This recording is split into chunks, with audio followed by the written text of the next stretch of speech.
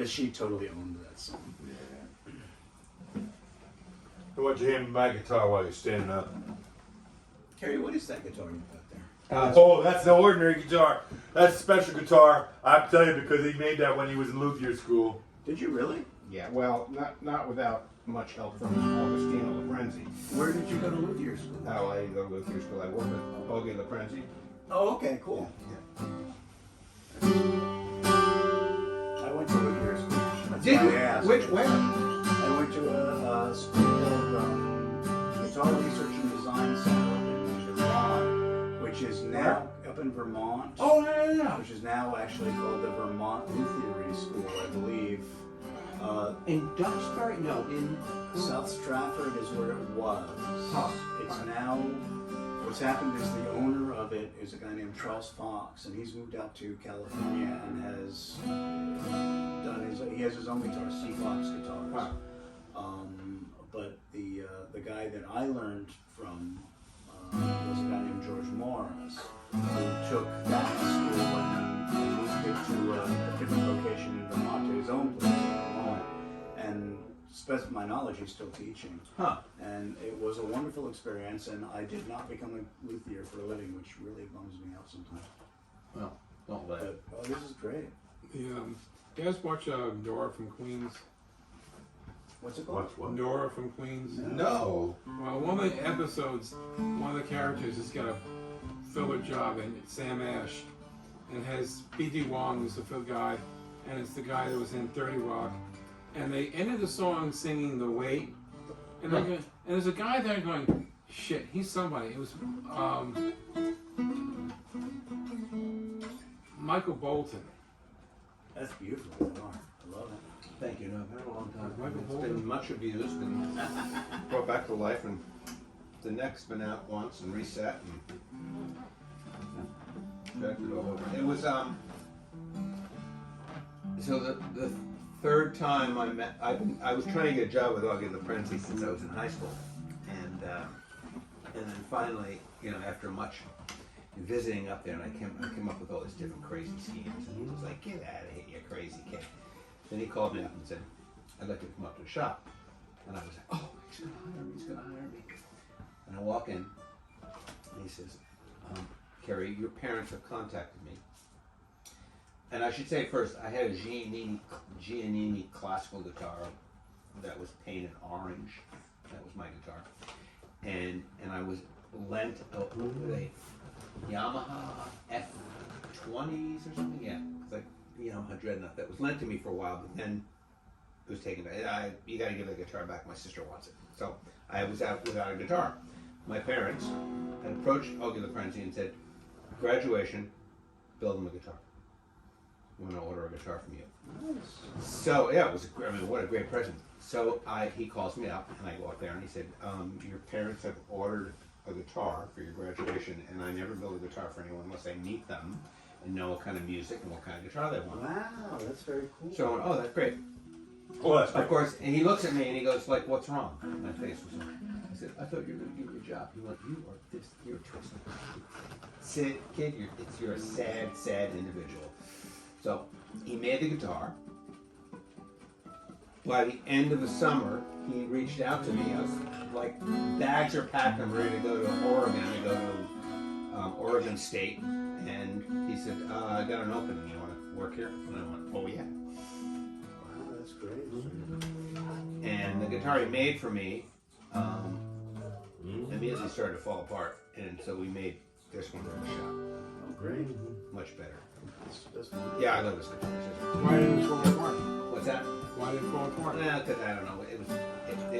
It neck wasn't right. It was just didn't particularly like it.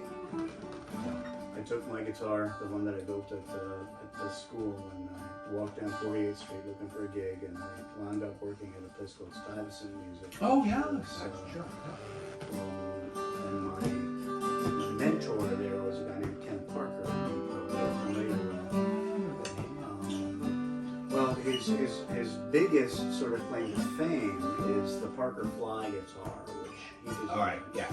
But he sold that off, and his thing is he builds basically jazz boxes, very, very modern-esque He Arch was- tops, or they're like Arch tops, Yeah. Flat, well, mostly arch tops, but flat tops, everything. With these, like, you know, bizarre kind of like, they're all very modernistic with, you know, like, you know, necks that can be adjusted from you know, on the guitar itself. And they're very high end, really, really excellent. He's probably one of the finest guitarists alive. Very, very eccentric. I had a hard time working for him, and ultimately I got fired. so very I exciting. was really laid off, but as far as I'm concerned, I was fired. But I learned like stupid. I probably learned more from him than I learned from the Luthier School about repair and about. So when were you in Vermont Luthier School? It was the winter, early spring of 1980. I was 19 years old. And it was a wonderful, wonderful experience. So there was a banjo maker up there at that time, Will Fielding. I think I know him.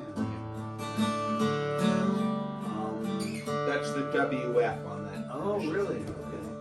Most of the guys that I went to school with, I don't know if anything ever became of them as builders. Although the guy that built it, the bench next to me, actually built two guitars. He built an electric and an acoustic. He was a little fanatic. He was a little feet for that. And then on the acoustic that he built, he inlaid two little brass feet on the heel of the guitar. And he was probably the best builder in our little group. He was really, really good.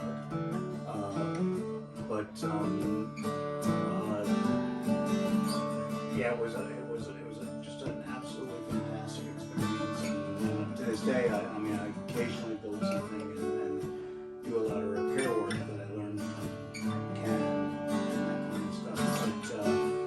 But I kind of regret having not pursued it after I got let go from class. I was going to like kind of take the wind out of myself and I went in other directions. I figure it's going to be my retirement career. I do occasionally build something or and very often. Everybody I know, I do their repair work. There's definitely a living to be made.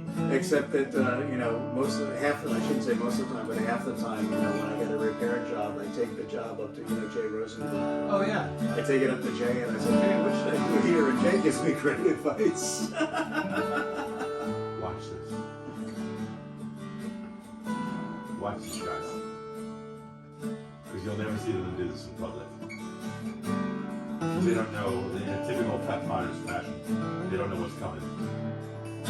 You reverb? You know who George Frederick Root is? Name's familiar, You know who George Frederick Root is? He wrote this. Abraham Lincoln said, when he's talking to Root, he said, quote, "You have done more than 100 generals and 1,000 orders. You could not shoulder a musket in defense of your country. You certainly have served through your songs."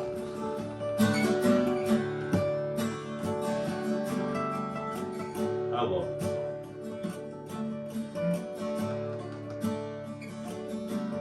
You know it.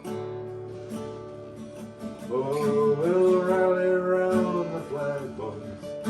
We'll rally once again, shouting the battle cry of freedom. We'll rally from the hillside. We'll rally from the plain, shouting the battle cry of freedom. The Union forever, hurrah, boys, hurrah. Down with the traitors and up with the stars. We'll rally around the flag, boys. We'll rally once again,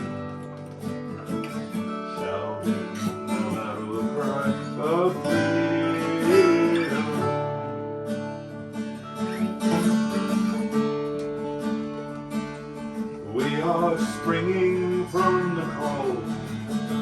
our brothers gone before shouted the battle cry of freedom.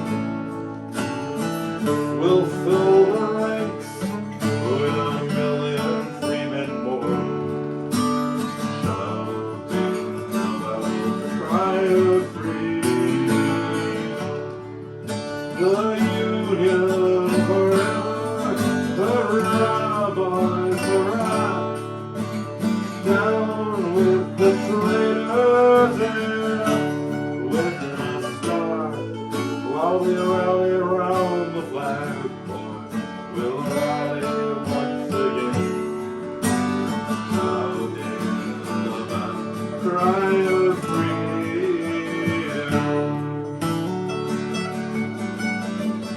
Your turn.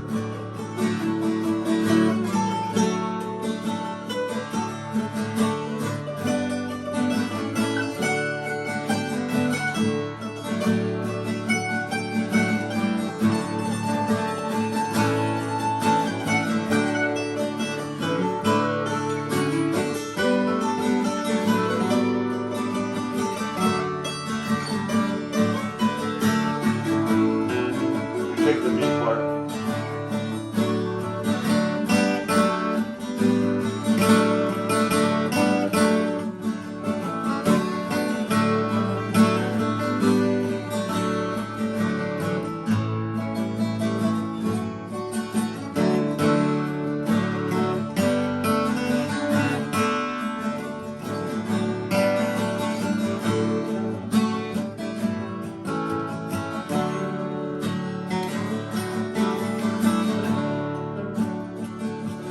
We will welcome to our numbers the loyal, true, and brave,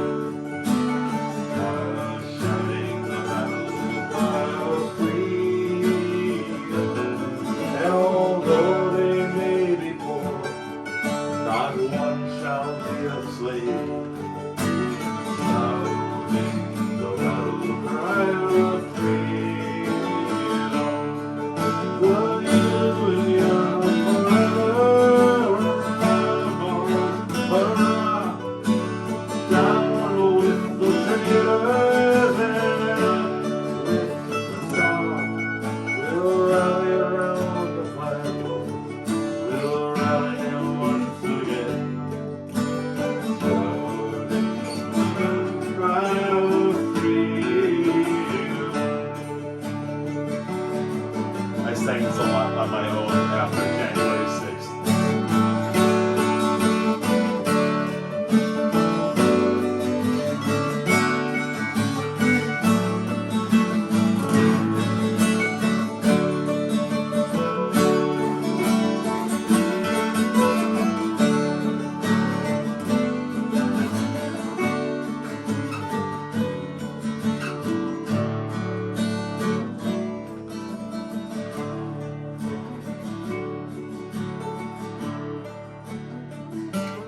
So we're springing to the call from the east and from the west, shouting the battle cry of freedom, and we'll hurl that rebel crew from the land that we love best, shouting the battle cry of freedom.